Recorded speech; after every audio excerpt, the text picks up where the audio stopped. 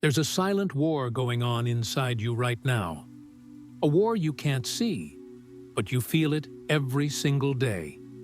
It's there when you tell yourself, "I'll start tomorrow." It's there when your heart says yes, but your mind whispers no. It's there every time you choose comfort over courage. That enemy has a name. Steven Pressfield calls it resistance. And the War of Art is not just a book. It's a battlefield manual for your soul. The invisible enemy. Pressfield says, "The most important thing about art is to work. Nothing else matters except sitting down and trying." But most of us never sit down. We talk, plan, dream, but never do. Why? Because something always stops us. That something isn't laziness, it isn't lack of talent, it's resistance. Resistance isn't loud. It's not dramatic. It's subtle, disguised as rational thought, fake busyness, or endless preparation. It's the voice that says, "You're not ready yet. Maybe next week. What if you fail?" But here's the truth. Resistance doesn't come from outside. It lives within. The more your dream matters, the stronger resistance will rise to stop you. Because that's its job, to keep you exactly where you are. Part 1. How resistance shows up. Resistance is clever. It changes shape. It looks like procrastination, but it's really fear. It looks like perfectionism, but it's really avoidance. It looks like fatigue, distraction, or "I don't have time," but it's really fear of becoming who you're meant to be. Ever notice that the closer you get to something important, a big idea, a new habit, a hard conversation, the louder your excuses become? That's resistance at its peak. It's strongest when you're closest to breakthrough. Mini experiment. Right now, think of something you've wanted to start. A project, a business, a book, a new chapter of your life. Feel that tightness in your chest? That hesitation? That's resistance. Your job is to name it. Because the moment you name it, it loses half its power. Part 2. The lies. Resistance tells. Resistance has one main weapon, the lie. It tells you you'll start when you're inspired. It tells you you need the right tools, the right mindset, the right time. But the truth is, inspiration doesn't come first. Action does.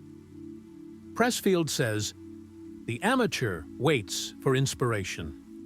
The professional acts in anticipation of it." You don't need to feel ready to start. You start, then you feel ready. Think about the gym. No one feels like going. But you go once, and your body thanks you. You go twice, and your mind follows. You go thrice, and you're someone new. That's how life changes. Not in giant leaps, but in small, defiant moments where you choose to act instead of hesitate. Part 3. The spiritual side of resistance. Pressfield believes resistance isn't just psychological. It's spiritual. Because when you create, when you act, when you move toward your higher self, you threaten the comfort of the ego, and the ego fights back. It wants safety, approval, familiarity. But your soul, it wants growth, truth, expression. That's why every time you move closer to your calling, it feels like a battle. You're literally fighting between two versions of yourself, the self that clings to the past, and the self that's trying to be born. Every day you wake up, that war begins again. Part 4. The professional vs. the amateur. Pressfield divides the world into two kinds of people, the amateur and the professional. The amateur dabbles. The professional shows up. The amateur says, "I'll do it when I feel like it." The professional says, "I'll do it because I said I would." The amateur waits for permission. The professional gives it to themselves. And the difference? It's not talent. It's mindset. Professionals understand that resistance never goes away, so they stop waiting for it to disappear. They just learn to work through it. The professional isn't fearless. They just act despite fear. Because courage isn't the absence of fear. Courage is what you do while you're scared. Mini experiment. Tomorrow, when resistance shows up, don't argue with it. Don't analyze it.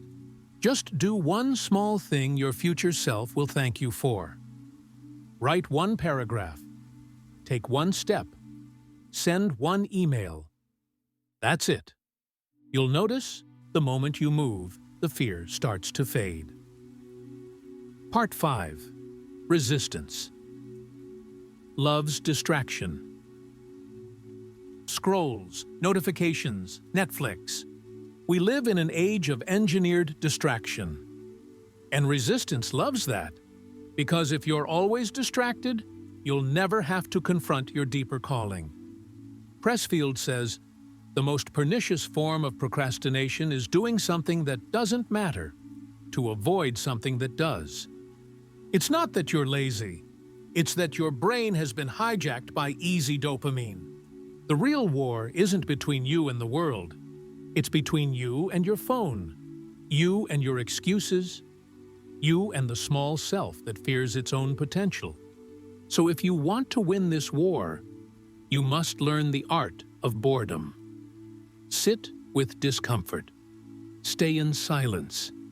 Let your thoughts surface. And instead of running from them, listen. That's where the work begins. Part 6. The magic of momentum. Here's what resistance hates most: momentum. Because once you start, something shifts inside you. The longer you stay consistent, the quieter resistance becomes. Momentum doesn't care about perfection. It only needs motion. Pressfield calls it turning pro. It's not a job title.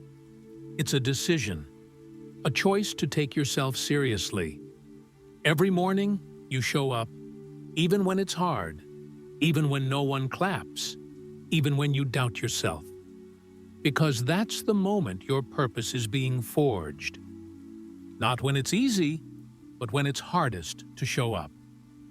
Mini experiment.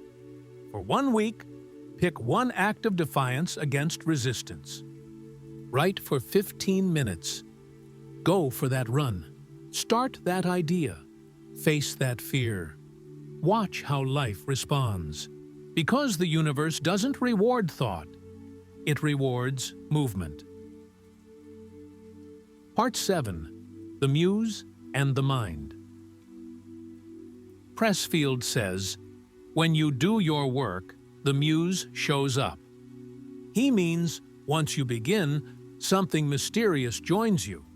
Call it inspiration, intuition, or divine flow. But it doesn't appear until you've shown commitment first.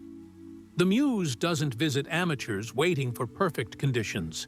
She visits warriors already in motion. So, if you've been waiting for a sign, this is it. That restless feeling in your chest, that's your soul saying, "It's time." No one's coming to save you. No one's coming to tell you you're ready. You are. Part 8. Turning your life into art. You don't need to be a painter, writer, or musician to live creatively. You just need to approach your life like an artist, with courage, intention, and discipline. Every conversation, every habit, every choice is a brush stroke. Pressfield says, "The most important thing is to do the work." And doing the work means living consciously, not reacting, but creating. You have the same 24 hours as everyone else. The only difference between those who build and those who dream is that builders show up.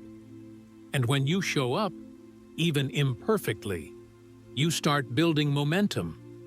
And momentum turns into mastery. Here's the truth that the war of art leaves us with. You will never defeat resistance once and for all. But you can win today. You win by sitting down. You win by choosing action over thought.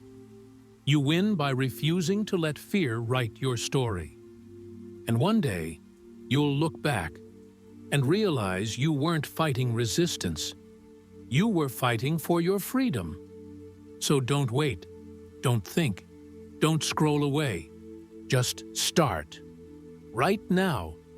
Because you're not waiting for the perfect moment.